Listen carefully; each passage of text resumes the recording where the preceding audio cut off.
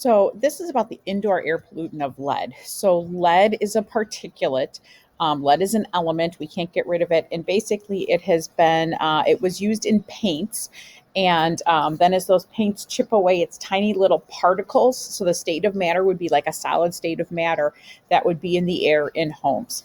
So what is it? Lead. It's just lead. It's the element of lead that was added to paint. Why was it added to paint?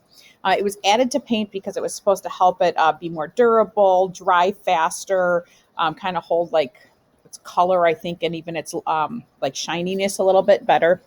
So lead was added to paint, and it so paints that were used in homes built before 1978 may contain lead.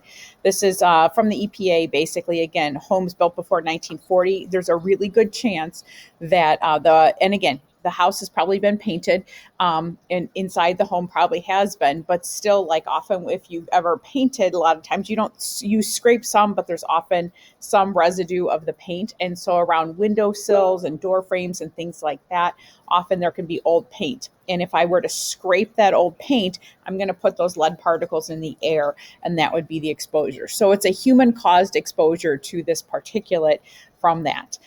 So that would be kind of where it would come from. Or just over time, as that paint chips away, that would also be the source for lead. Why is that a problem? Well, it leads to lead poisoning, which basically lead poisoning will impact, in particular, it has a greater impact on children than adults.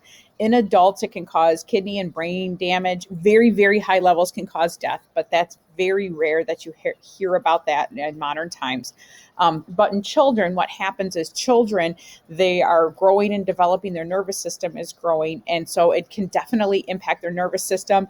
You see a slower development, slower like intellectual development and like brain development is impacted. So it's a really big problem in children. When both of my children were 2 years old, you go in, you take your kid for the physical.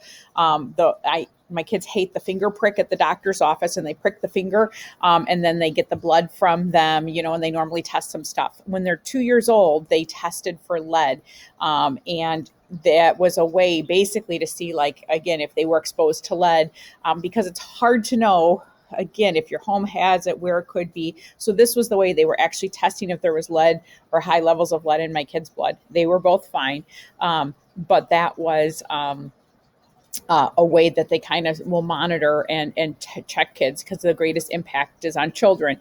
If it was found to be an issue, then I would need to go in and I would need to check again the paint in my home.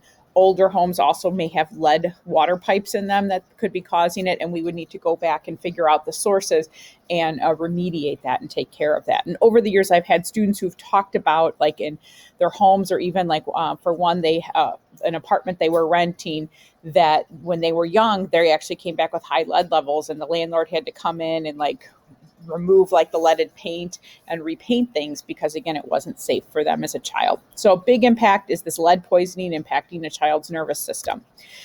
So ways to reduce it or prevent it: paint over it. So a lot of times if I have old around my windows, I have an older home, I can paint around the window frames and things like that and kind of cover it over. And that's one way to reduce the chance of it becoming a particulate in the air. Proper removal. So the other thing is, you don't just go scraping it away on your own. You're actually there's systems where they're going to come in and they're going to remove it properly and make sure it's been cleaned up so there's not that dust and again those particulates left out. And then again, also the regulatory way. It was banned in 1978. So over time, like this previous graphic shows us, more recent homes, much less chance of there being lead in there. And again, new homes, you're not going to have the lead-based paint in them.